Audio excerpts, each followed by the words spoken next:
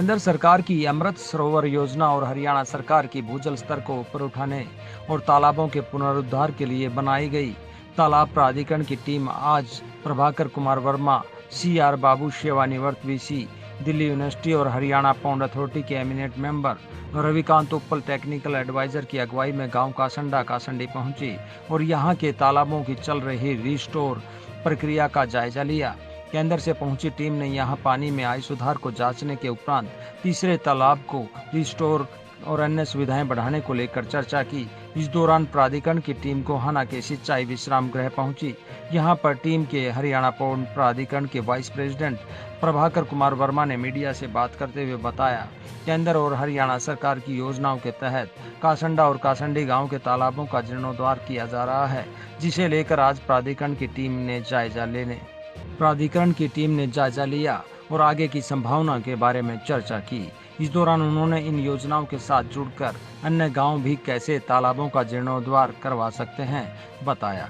पहले मैं अपना परिचय देता हूं और हमारे साथ में जो दोनों साइड में बैठे हैं महानुभाव उनका भी परिचय मैं देना चाहूंगा। जी, मैं प्रभाकर कुमार वर्मा, स्कूटी vice chairperson, Haryana pond authority.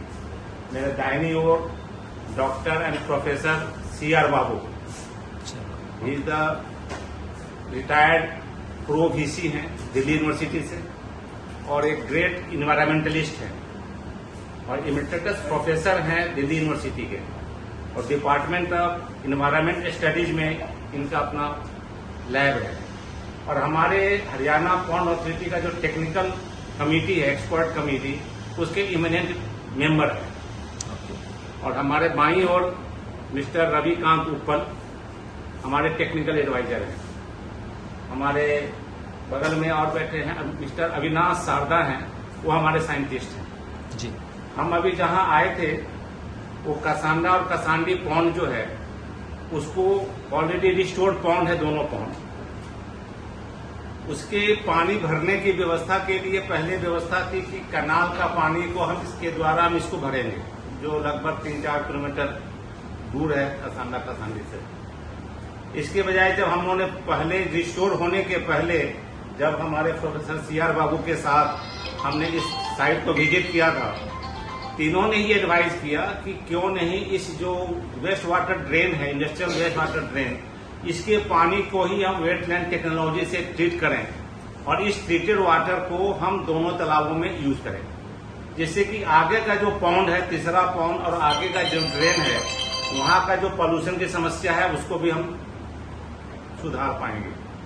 इसके तहत दोनों तालाब हमने रिस्टोर कर लिए हैं, जो पंचायती राज ने इसको रिस्टोर किए हैं और लगभग इसका काम पूरा हो गया है पहला चरण का।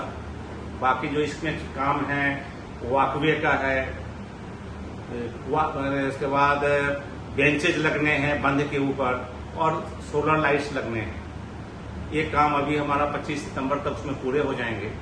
लेकिन इस जो ड्रेन का काम हमारा लगभग कंप्लीट हो चुका है, थोड़े काम और बचे हुए हैं, तो लगभग 1-2 महीने में सितंबर अक्टूबर तक ये भी, क्योंकि बारिश होने के कारण, फ्लड होने के कारण व्यवधान आ गया, काम रुक गया है। उसी के निरीक्षण के लिए हम लोग आए थे कि क्या उसमें दिक्कतें आ रही हैं, उसमें और कैसे हम सुधार ला पाएंगे, और जो अभी तक बना है उसका के कारण से पानी की क्वालिटी में क्या इम्प्रूवमेंट हुआ है जी, और किस प्रकार हम तीसरे पौंड को भी हम रिस्टोर कर पाएंगे। इसके लिए कुल मिलाकर ये हमारा आज का विजिट है और इसके आधार पर हम आगे का काम हम तय करेंगे। सर, ये स्वच्छ यमुना अभियान के तहत है या अमृत तालाब योजना के तहत आपका ये कार्यक्रम चल रहा है या कुछ अन्य वो है? मैं आपको बताना चाहूंगा कि अपने प्रदेश का जो गिरता हुआ जो भूजल स्तर के विषय को ध्यान में रखते हुए अपने प्रदेश के, हरियाणा प्रदेश के यशस्वी मुख्यमंत्री माननीय मनोहर लाल जी ने अक्टूबर 2018 में इसकी कल्पना की थी जी, और उन्होंने इस गिरते हुए भूजल स्तर को सुधारने के लिए अपने हरियाणा के जितने भी तालाब हैं, जोड़ हैं, उनको फिर से रिजुमिनेट करने के लिए एक अलग से तालाब प्राधिकरण का गठन किया था। ये देश का पहला प्रदेश है जहां पर तालाब प्राधिकरण का गठन हुआ है वर्ष 2018 में। तब से हरियाणा तालाब प्राधिकरण तालाबों के रिस्टोरेशन रिजुमिनेशन का काम तब से प्रारंभ कर चुकी थी।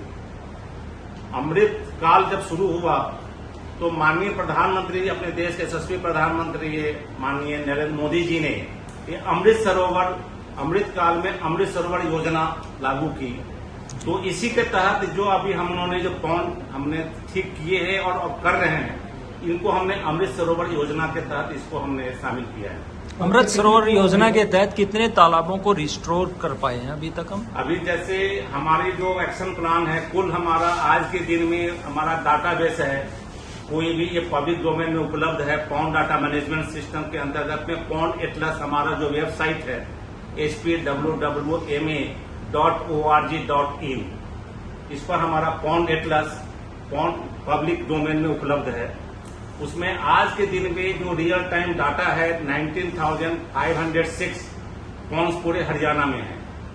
और उसमें सिर्फ रियल टाइमिंग में वो क्लासिफाइड भी होता है कि कितने पॉल्यूटेड एंड ओवरफ्लोइंग है, कितने पॉल्यूटेड बट नॉट ओवरफ्लोइंग है, कितने क्लीन है और कितने ड्राई है। उसमें कितने हिस्टोरिकल है, कितने रिलीजियस हैं, कितने किस एरिया के हैं, इस सारी क्लासिफिकेशन उसमें हमें आ जाता है।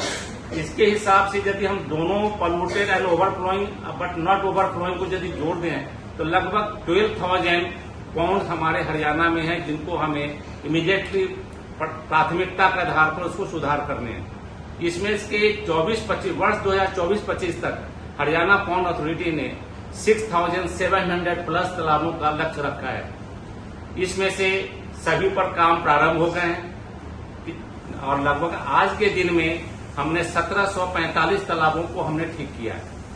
कुछ नरेगा के थ्रू ठीक हुआ है और बाकी हमारे जो मॉडल पॉन्ड के जो कंपोनेंट्स हैं, जो हमारे अप्रूव्ड क्राइटेरियाज हैं, मापदंड है, उसके आधार पर ठीक हुए हैं। अभी हम जिस कासांडी से आ रहे हैं वो दोनों पॉन्ड हमारे मॉडल पॉन्ड के मापदंड के अनुसार से ही बने हैं और अगला जो तीसरा भी बनेगा वो मॉडल पॉन्ड के मापदंड के आधार पर ही बनेगा। तीसरा कहाँ पर बनेगा? उसी मेन जो रोड है कसंदा का ही, जो अगला पल्ली साइड में है, अदर साइड में, उसको हम ठीक करने वाले हैं। सर, अभी आपने चुलकाना पानीपत चुलकाना धाम का भी नाम दिया, तो वहाँ पर ऐसा क्या आपको? वहाँ पर भी पॉन्ड हमारा अमृत सरोवर मिशन के तहत वो भी पॉन्ड है, क्योंकि हर डिस्ट्रिक्ट में हमें 75 पॉन्ड हमें ठीक करने हैं। उसमें पानीपत का चुलखाना भी गांव है, वहाँ भी एक पॉन्ड को हमने अमृत सरोवर में लिया हुआ है। वहाँ पर भी हमने जो गंदा पानी, गांवों के जो गंदा पानी आता है, उसको भी हमने ठीक करने की, वहाँ पर भी वेटलैंड टेक्नोलॉजी की व्यवस्था की है। उसी का निरीक्षण करने हम लोग इसके बाद वहीं जाने वाले हैं। आमजन की भागीदारी इस योजना में किस तरह से हो सकती है? अभी तक नहीं हो पाई है, दुर्भाग्यपूर्ण। ये हमारे लिए बड़ा दुर्भाग्य है कि अभी तक हम लोग नहीं कर पाए हैं। कुछ गांवों में भागीदारी मिली है तो वहाँ का तालाब जो हम लोग रिस्टोर कर पाते हैं तो उसको वो मेंटेन कर रहे हैं, लेकिन बाई एंड लार्ज अधिकांश गांवों में अभी तक सहयोग नहीं मिल पाया है। उसके कारण से तालाब ठीक होने के बावजूद भी फिर से उसमें गंदगी, कूड़ा कचरा डालना शुरू करते हैं और गोबर भी फेंकना शुरू करते हैं। इसके लिए हरियाणा तालाब प्राधिकरण ने उनकी भागीदारी बढ़ाने के लिए नुक्कड़ नाटक के माध्यम से, रागनी के माध्यम से हम गांवों के लोगों को एक जगह इकट्ठा करते हैं तालाब के किनारे और उनको जल की क्या आवश्यकता है, हरियाणा तालाब प्राधिकरण हरियाणा में क्या क्या काम इस दिशा में पानी को संरक्षण करने के लिए क्या काम कर रही है और आपके उस गांव में या उस जिले में क्या काम हो चुका है, उसमें उनकी क्या भागीदारी होनी चाहिए, उनसे क्या अपेक्षा है, ये विषय उनको हम लोग समझाते हैं। फिर उनको पानी को, तालाब को स्वच्छ रखना, हरा भरा रखने के लिए उनसे हम संकल्प भी कराते हैं और तालाब के किनारे हम उनसे हम आरती भी कराते हैं, जिससे उनकी धार्मिक भावना से जुड़े और वो तालाब को स्वच्छ रखे, हरा भरा रखे, इसके लिए भी अनुरोध करते हैं। उसी में एक और आयाम हमने जोड़ा है, उनसे हम आग्रह करते हैं वहां के गांव के सरपंच के माध्यम से कि अपने घर में शादी ब्याह हो, घर में नवजात शिशु का जन्म हो, ऐसे अवसरों पर भी अपने उस बड़ वधू के नाम से, अपने पूर्वजों के नाम से और अपने बच्चे के नाम से वहां पर वृक्षारोपण करें और उसकी देखभाल स्वयं करें, जैसे कि वो तालाब की भी देखभाल हो जाएगी और वातावरण में जब पेड़ बड़े होंगे तो लोगों को भी खुशी होगी कि मेरे द्वारा रोपित वृक्ष है और उसके कारण से सारे वृक्ष का भी संरक्षण हो पाएगा। ये हमारा उद्देश्य है। एक पहला चरण ये है। दूसरा, हमने यूनिवर्सिटी के जो बच्चे हैं फर्स्ट ईयर के, उनको भी हमने इस काम में जोड़ने का प्रयास किया है। अभी हाल में ही 2 जून 2023 को सेंट्रल केंद्रीय विश्वविद्यालय महेंद्रगढ़ में एक हमने चरण प्रारंभ किया है और उनके बच्चों के टीम के द्वारा महेंद्रगढ़ के ही 5 गांव एक ग्रुप को हम देंगे और उनके माध्यम से जन भागीदारी बढ़ाना और वहां पर एक टीम खड़ी करने का प्रयास रहेगा। और इसी क्रम में जेसी बोस यूनिवर्सिटी के वाइस चांसलर फरीदाबाद में, अपने डी क्रश मुरथल सोनीपत में, एनआईटी कुरुक्षेत्र में, ऐसे बाकी जो यूनिवर्सिटीज हैं उनके भी वाइस चांसलर से बात हो गई है। वहां पर उसी क्रम में उनके बच्चों को भी इस जन भागीदारी में हम जोड़ने वाले हैं। माननीय मुख्यमंत्री जी का भी बहुत इसका आग्रह है कि हमारे यूनिवर्सिटीज के जो बच्चे हैं, जो टेक्निकल कॉलेज के जो बच्चे हैं, उनको भी हम तालाब के रिस्टोरेशन प्रोसेस में उनको भी जोड़ें। हम जो प्राकृतिक जो स्रोत थे, तालाब थे, कुएं थे, उसको हम उपयोग करते थे। इसके कारण से उस समय के, चाहे हम लोग बच्चे भी रहे थे, उस समय के सब लोग कुएं को भी साफ सफाई रखते थे और जोरों को भी साफ सफाई रखते थे कि पानी का स्रोत वही 2 साधन थे या नदियां थी। अब चूंकि पानी मुफ्त में 24 घंटे नल के द्वारा घर तक पहुंचना शुरू हो गया, सबमर्सिबल पंप के द्वारा हम जब चाहे पानी को पंप करके निकाल देते हैं, इसलिए सारा पानी, अधिक से अधिक पानी व्यर्थ होके तालाब में जाता है। हम यहाँ तक कि जो जहां पर भैंस बांधते हैं और भैंस जो अपना गोबर वहां होता है, उसको भी हम फ्लश करके नालियों के द्वारा हम तालाब में भेज रहे हैं। कूड़ा कचरा का प्रबंधन सही ढंग से नहीं होने के कारण, निस्तारण नहीं होने के कारण वो सारा कूड़ा कचरा तालाब में जा रहा है, क्योंकि तालाब की उपयोगिता खत्म हो गई। मवेशियों के उपयोग में तो आ रहा है, लेकिन क्योंकि सफाई नहीं है तो मवेशी भी उसको यूज नहीं कर पाते। सबमर्सिबल पंप से ही मवेशियों को ही नहलाते हैं और उनको पानी का पिलाने की व्यवस्था, चूंकि विकल्प में हमारे पास सबमर्सिबल पंप हो गए, तो जो तालाबों की जो उपयोगिता दिन पर दिन निर्भरता कम होती जा रही है, इसके कारण से जोरों की ये दुर्दशा आज के दिन में है। लेकिन माननीय मुख्यमंत्री जी की जो कल्पना थी और आज के दिन में अमृत काल के मिशन के तहत अब जो अमृत सरोवर योजना लागू हुई है, उसके तहत अब जागरूकता भी बढ़ी है, मांगे भी आ रही हैं लोगों की तरफ से कि हमारे गांव के तालाब ठीक कर दे, हमारे गांव के तालाब ठीक कर दे। उस प्रयास में प्राधिकरण लगा हुआ है और जल्दी हम उस स्थिति में आएंगे कि अधिक से जितने भी हमारे प्रदूषित तालाब हैं, जो लगभग 12,000 की संख्या है, उसको भी हम अगले 2-3 वर्षों में ठीक करने की स्थिति में हो जाएंगे।